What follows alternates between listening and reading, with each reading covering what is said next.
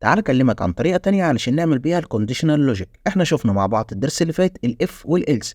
عندي بقى طريقة تانية اسمها ترينري اوبريتور، هي نفس طريقة الاف والالس بس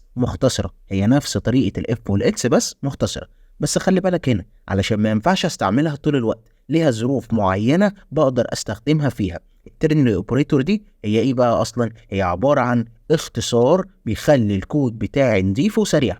يبقى تاني، التيرنري اوبريتور هي عباره عن اختصار بيخلي الكود بتاعي ماله نضيف وسريع. وبالمناسبه صح، انت دلوقتي بقيت عارف الكونديشنال اكسبريشنز. اول ما تسمع الكلمه دي انا خلاص بقيت عارف ان دي بتاعت ايه، علشان التيرنري اوبريتور برضو ممكن اسميها تعبيرات شرطيه اللي هي كونديشنال اكسبريشنز. ايه هو الاكسبريشنز؟ زي ما خدنا ان هو بينتج قيمه، بيطلع قيمه، زي ما احنا مذاكرين مع بعض. حلو قوي. اهو الترينري اوبريتور برضو بيعمل ايه؟ عمليه بتطلع قيمه وبتنتج قيمه بس بناء على الشرط اللي بيطلع اذا كان ترو او فولس. حلو قوي الكلام ده. تعال نشوف بقى شكل الجمله بتتكتب ازاي. ومعلش اصبر معايا شويه علشان ممكن تتلخبط، بس بامر الله هتفهمها معايا دلوقتي واحده واحده كده. شكل الجمله كالاتي: value if true is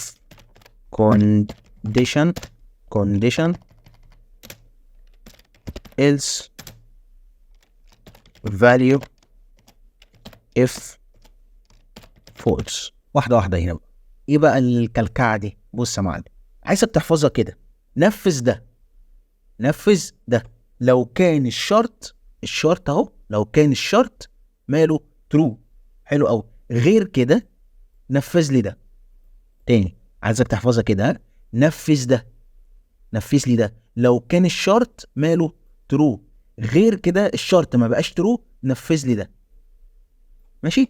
تعال نشتغل على الكود بقى واحده واحده كده ونشوف بيعمل ايه. بص، تعال نفترض اننا عايزين نحدد لو المستخدم ده صاحبك اهو. مثلا هعمل، بس هو نخلي دي ايه؟ خلي دي كومنت. ماشي، تعال هنا اهو، هعمل متغير اسمه is a friend. تمام. وهنا ممكن بقى احط ترو وفولس زي ما انا عايز، بس انا هخليها ترو. حلو، تمام. تعال نقول لو عايز اعرف من خلال الفيسبوك لو المستخدم يقدر يبعت لي رساله ولا لا. حلو قوي الكلام ده. بص، تعال نكتب اهو كان مسج. ماشي، كان مسج. وشوف الجمله بتاعتي بتقول ايه؟ نفذ ده اللي هو value if true. نفذ ده، يبقى هنا النتيجه بتقول you can send me a message. حلو، تمام. نفذ ده لو الشرط كان ايه؟ كان true. فين الشرط؟ اهو if is underscore friend اللي هو الشرط بتاعي. تمام. غير كده else انفذ مين؟ انفذ ده اللي هو sorry you can not send me the message. تمام. تعال نبرنت كده الكود ده. طبع لي ايه؟ you can send me a message. ليه؟ عشان الشرط بتاعي ماله true. الشرط اهو true. انا بقول له هنا لا، نفذ ده. احفظها، افتكر نفذ ده لو الشرط بتاعي true، غير كده نفذ لي ده. تمام. تعال بقى اهو نخلي true دي false. شغل الكود كده.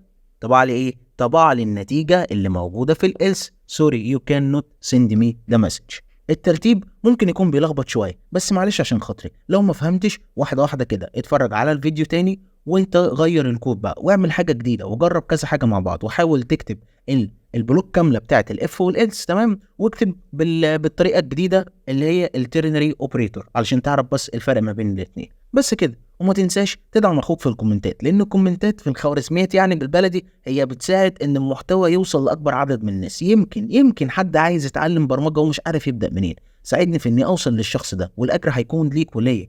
طولت عليك معلش، بس احنا بنتكلم في المصلحه. انا حسين الدرمالي، ودي برمجه بالبلدي. سلام.